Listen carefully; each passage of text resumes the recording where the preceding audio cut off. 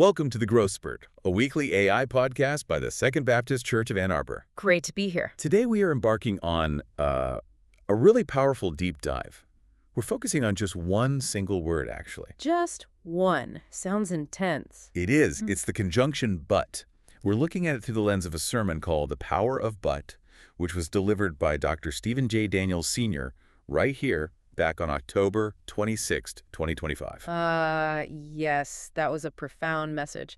And it's amazing how much weight, a tiny three-letter word can carry. Exactly. So this deep dive is really about unpacking how that one word, but, can fundamentally change the whole dynamic of our story. Right, how it can pivot us from, affliction, struggle, towards victory. In the source material itself, the sermon, it's this incredible blend. You get deep personal vulnerability mixed with some serious scriptural analysis. It really focuses on resilience, doesn't it? Especially when things feel totally overwhelming. It does.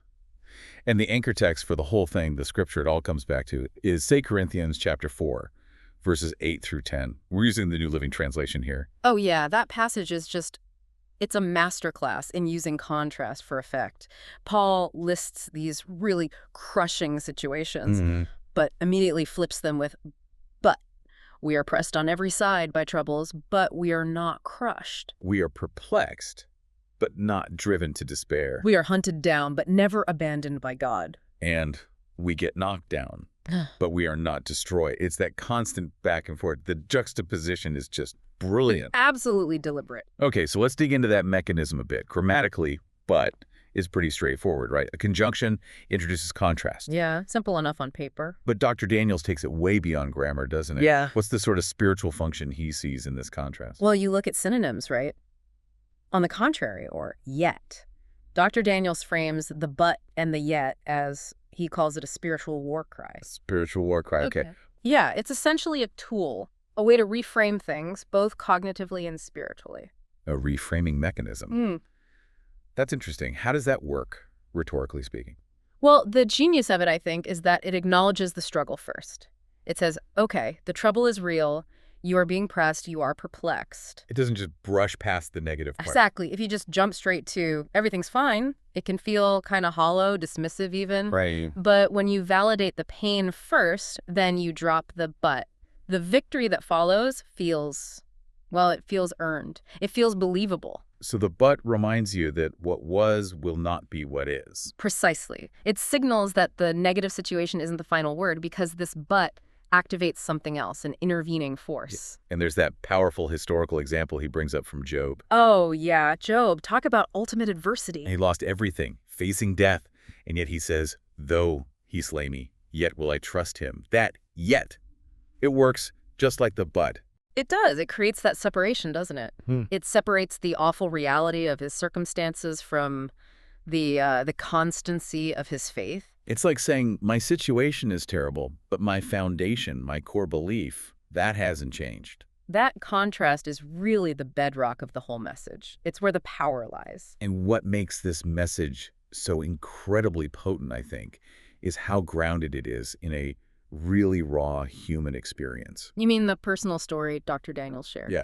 That anecdote is the origin story for this whole concept and just makes it resonate so much deeper, Absolutely. He takes us right back there 4 years prior to the waiting room at the St. Joseph Breast Care Center. You can feel the anxiety, the call back for more imaging for his wife, Elder Trina, and then the cancer diagnosis. Yeah.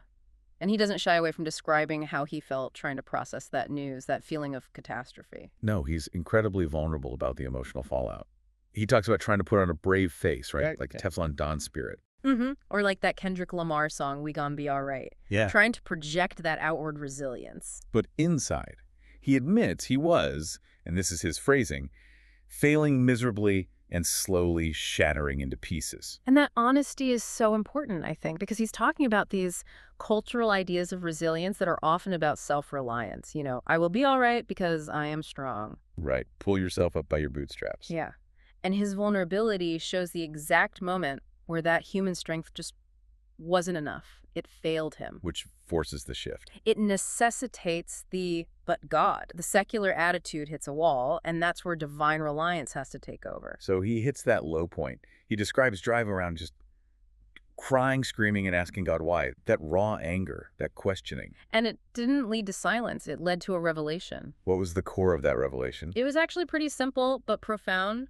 Faith is believing, but God can and God will. It's the clear switch away from self towards God's intervention. And he connects that directly to Hebrews 11.1, the classic definition of faith.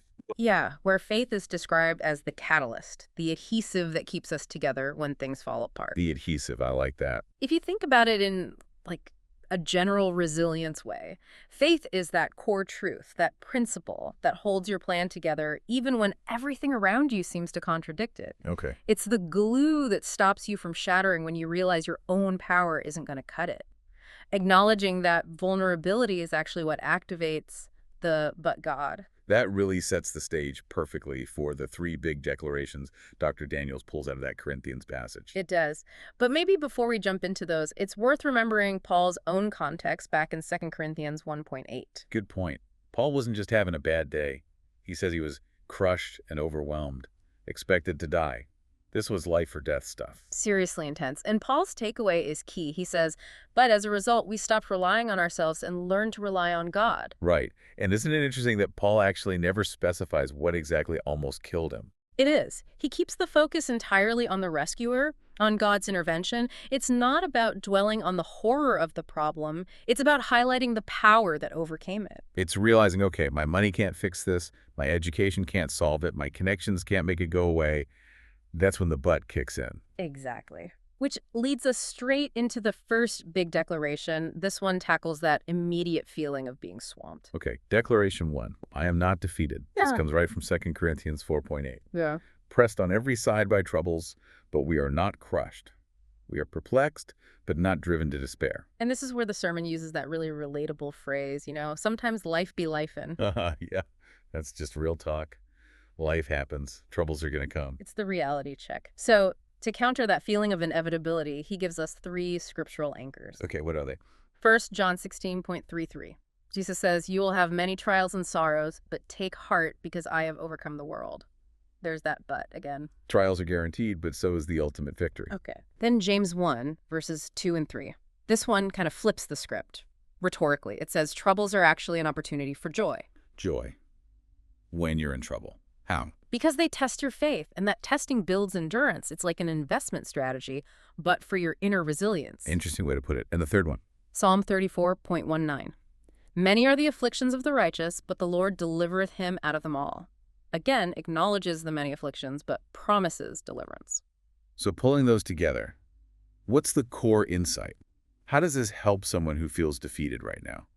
Well, the way Dr. Daniels puts it is pretty powerful. He says, if you are putting out a fire, what does that mean? That you're still fighting it. Exactly. It means you are still here surviving the fire. The very fact that you're still engaged, still dealing with the pressure, still breathing, it means the but is already active. You haven't been crushed.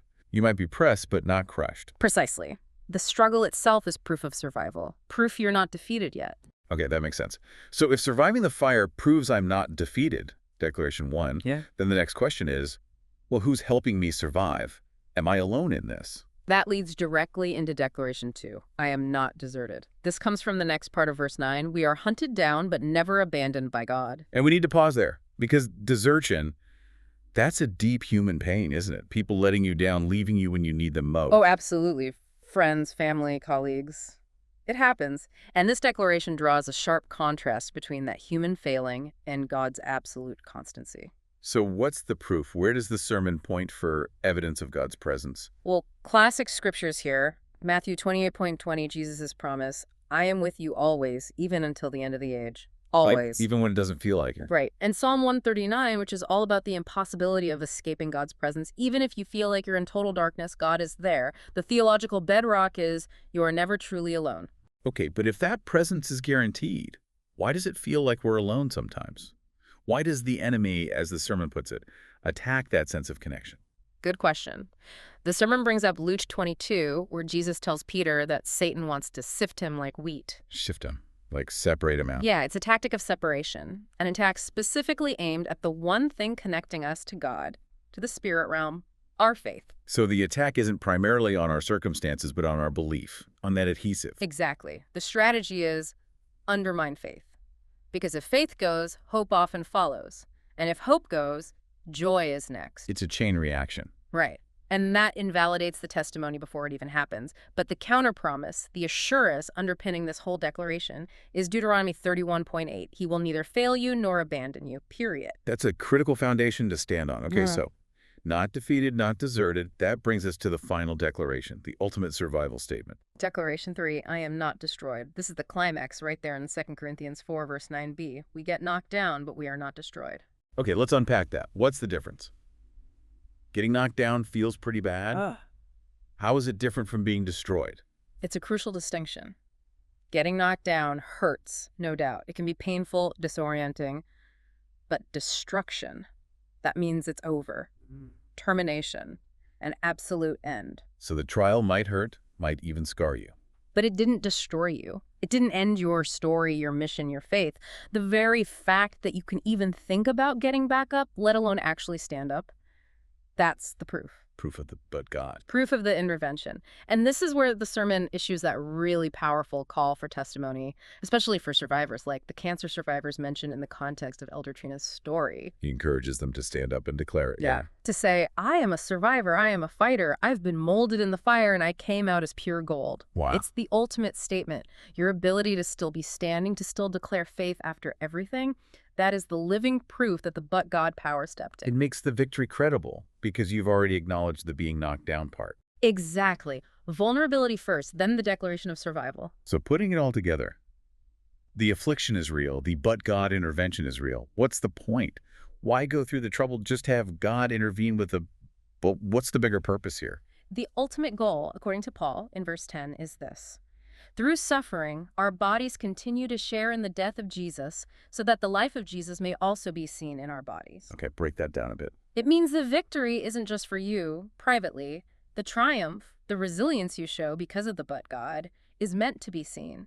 It's so others can witness it and see how good God is. The victory becomes visible. It's a testimony. It's a shared testimony. And yeah, Dr. Daniels has that memorable, slightly humorous closing point about having a big but. Yes. Meaning the power of but God, obviously, not the physical kind. That power should be visible to everyone. And that connects right back to Elder Trina's journey and the call for survivors. He insists they shouldn't hold back their stories. Right. He says when you hold back on your testimony, you're cheating God. Cheating God. Strong words. Because sharing the whole journey, the fear, the anger, the being knocked down and the getting back up, that vulnerability is what allows God to get all the glory for the outcome. It shows the whole equation. The minus sign of the affliction, the plus sign of the but God. And the equal sign is the testimony, showing the result. So how does this apply to you listening right now? What's the takeaway? Well, understanding this but God structure, this framework, it's a powerful tool for managing any kind of challenge you're facing. Overwhelm at work, difficult news, information overload. Anything where you feel pressed or perplexed? Yeah. You identify that negative reality, I feel completely swamped by this project, or this diagnosis looks grim, and then you consciously, deliberately insert the conjunction. You add the but. But God is faithful, but I am not destroyed, but I have overcome through him. You insert that immovable truth, that adhesive that holds you together. So the challenge for you listening this week is to find that negative statement that's pressing on you right now. The thing that has you feeling defeated, deserted, maybe close to despair. Identify it, honestly. And then add the but, add that powerful conjunction. See how that simple act, that spiritual war cry, begins to shift your entire perspective. That's a really practical, powerful lens for resilience, turning a statement of fact into a statement of faith. It really is. It changes everything. Thank you. That was incredibly insightful. Go in peace, be blessed, and may the joy of Jesus be yours. We'll see you next week.